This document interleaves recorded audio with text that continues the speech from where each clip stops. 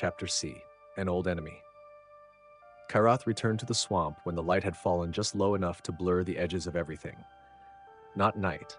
He was not foolish enough to throw himself into total darkness, but that in-between hour when the temperature began to drop and the ground reacted less violently to each step. He stood at the edge of the marsh, motionless. The mud ahead was no longer as still as the first time he had come here. Its surface glimmered, occasionally pulsing faintly. Karath crouched, dragged the carcass of a small beast, something he had caught along the way, and hurled it hard into the murky water. The body hit, sending ripples spreading outward. Karath stepped back once, lowered his center of gravity, every sense focused forward. Nothing happened for the first few seconds. Then the mud moved.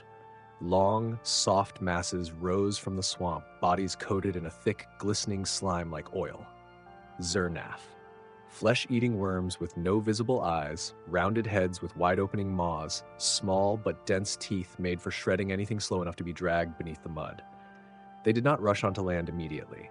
They circled the carcass, emerging one by one, their slimy coats trembling with each movement, warping every ray of light that struck them.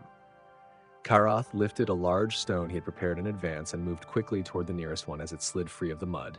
He shifted the weight into both arms and smashed down. The Zernaf's head burst flat with a dull, wet sound. Slime splattered everywhere, spraying up Karath's forearms, cold and slick.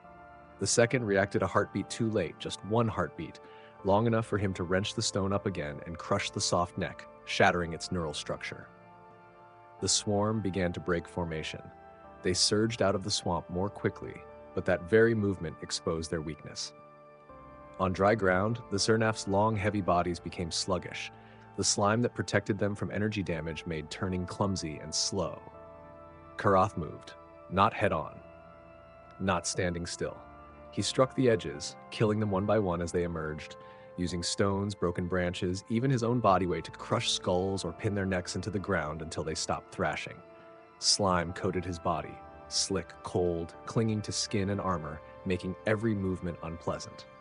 But Karath did not stop until the last one lay still. Its body curled inward, the slime slowly losing its sheen.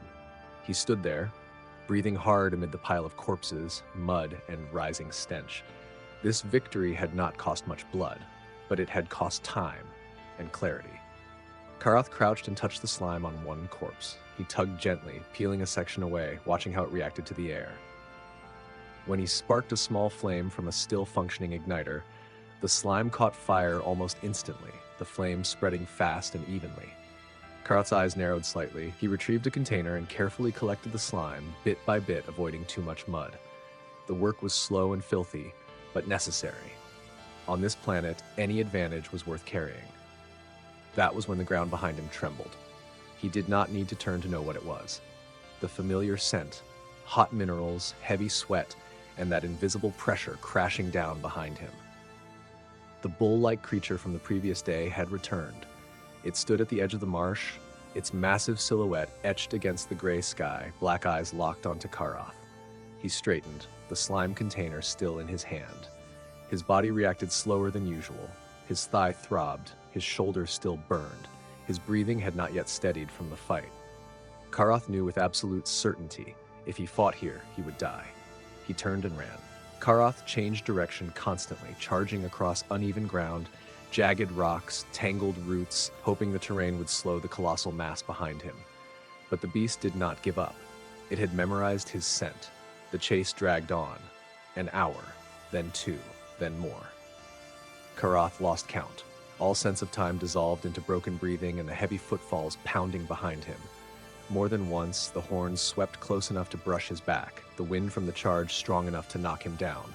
Other times he slipped, falling into mud or onto rock, barely rolling away before the massive body crushed the spot he had just occupied. 6 hours passed as a stretched chain of near-death moments. When Karath's body finally began to betray him completely, when his lungs felt ready to burst, another smell suddenly slammed into him, thick, rotten enough to make his stomach clench. A corpse. The carcass of a large creature, long dead, its belly bloated, hide split in places, flies and insects clustered into dense black swarms. Karath had no time to think. He rushed forward, tore open a slab of rotting flesh at the carcass's side, and crawled straight inside. Heat and decay engulfed him instantly. Putrid slime smeared his face and neck. The stench flooded his lungs, nearly making him retch on the spot. His body curled within the hollow of the corpse, skin pressed against cold, slick, yielding flesh. Every breath was torture. Outside, the heavy footsteps stopped. The beast drew closer, inhaling deeply, its snorting breath shaking the ground. Karath held his breath, forcing himself deeper inside, letting the rot drown out the scent of his blood and sweat. A massive hoof stepped onto the carcass, making the entire structure shudder violently, decomposed fluid sloshing up against his chest. Anger surged, not fear, but humiliation. A Yacha, a warrior, forced to hide inside a rotting corpse to survive. Karath clenched his jaws, biting into his own flesh to keep from roaring. He felt the helplessness clawing at him from within, deeper than any wound on his body. But he did not move, did not resist.